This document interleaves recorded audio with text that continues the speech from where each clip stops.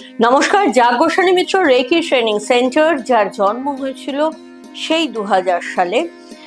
আর সব থেকে বড় কথা হচ্ছে এখনো নিয়মিত ক্লাস চলছে এবং মানুষ উপকৃত হচ্ছেন। স্পেশালি আমরা সায়েন্টিফিক্যালি রেকিটাকে শেখাই বলে। আর রেকি সায়েন্টিফিক্যালি দেখতে গেলে একদিকে রেকি হচ্ছে সেই আবিষ্কার করেছিলেন মুনি বৈশিষ্ট্য, যেখানে রয়েছে আমাদের ভারতীয় যোগের বিভিন্ন পর্যায়, যেমন সাতটা চক্র, সহস্রার চক্র, আজ্ঞা চক্র, বিশুদ্ধি চক্র, অনাহত চক্র, মণিপুর চক্র, স্বাধিষ্ঠান চক্র এবং একদম তলায় আমাদের বেসিক চক্রা, যেটা রয়েছে আমাদের ভূমির সঙ্গে সম্পর্কযুক্ত। তো এই যে সাতটা চক্রাস, এই সাতটা চক্রাস, সে মূলাধার বলুন, স্বাধিষ্ঠান বলুন, এই চক্রাসগুলো আদপে কি?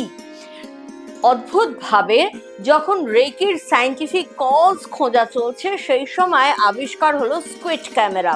আর এই স্কুইড ক্যামেরায় ধরা পড়লো আমাদের শরীরের সাতটা ম্যাগনেটিক ফিল্ড রয়েছে, যেটাকে বলা হচ্ছে অরা।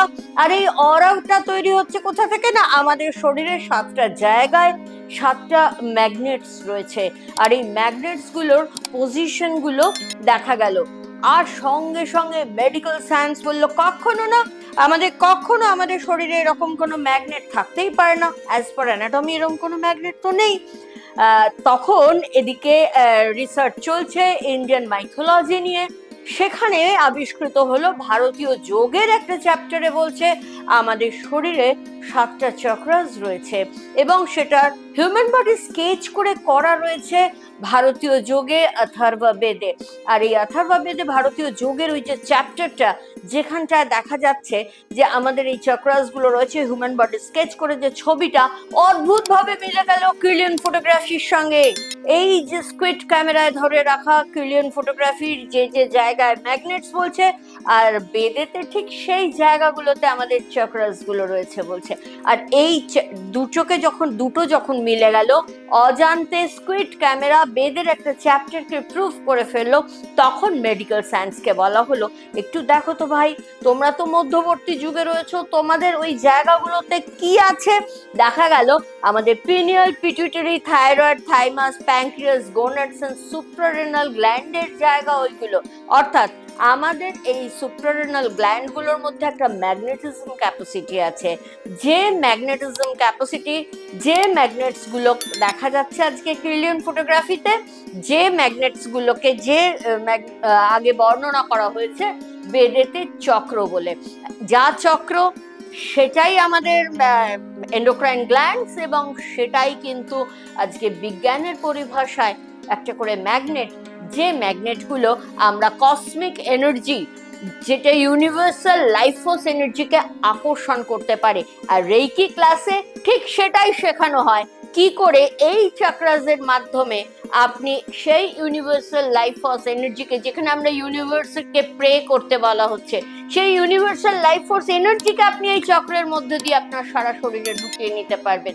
তাহলে রেকি শিখলে সবার আগে যেটা হবে, আমাদের এই যে এনার্জি সেন্টার্স গুলো রয়েছে, যে এনার্জি সেন্টার্স গুলোকে বলা হচ্ছে মেনলি এন্ডোক্রাইন গ্ল্যান্ডস, সেগুলো এম্পাওয়ার্ড হবে এবং তার আন্ডারে, প্রত্যেকটা এন্ডোক্রাইন গ্ল্যান্ডস এর আন্ডারে যে অর্গানস গুলো রয়েছে সেগুলো ক্লিন হতে থাকবে এবং অদ্ভুতভাবে আমাদের শারীরিক এবং মানসিক সমস্ত কিছু বাঁধা রয়েছে এই সাতটা চক্রের সঙ্গে। প্র্যাকটিক্যালি 47টা চক্রের কথা বলা হয়েছে এবং পরবর্তীকালে কিলিয়ান ফটোগ্রাফিকে আরো পাওয়ারফুল করে ওই 47টা চক্রকে খুঁজে পাওয়া গেছে।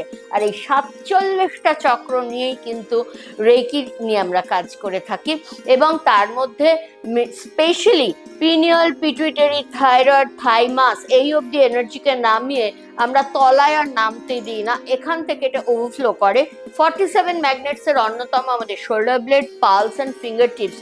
এইখানে যখন এনার্জি চলে আসছে, তখন আমরা হাতের সাহায্যে যেখানে রেকি করছি সেখানে আমার এনার্জিটা তার মধ্যে দিয়ে ঢুকছে এবং টক্সিন গুলোকে একেবারে ডিস্ট্রয় করে দিচ্ছে। ঠিক এইভাবেই চক্র আমাদের শরীরে কাজ করছে। ঠিক এইভাবেই এই চক্র বা এন্ডোক্রাইন গ্ল্যান্ডস বা ম্যাগনেটস সেইগুলোকে এম্পাওয়ার্ড করার জন্য, এনার্জাইজ করার জন্য, যাতে আপনি কসমিক এনার্জিকে নিজের শরীরে নিতে পারেন, তার জন্য রেকি শেখাটা খুব প্রয়োজন। আজ আসি, আশা করি ভালো লাগলো। যদি কিছু জিজ্ঞাসা থাকে অবশ্যই ফোন নাম্বার যাচ্ছে, ফোন করে নেবেন।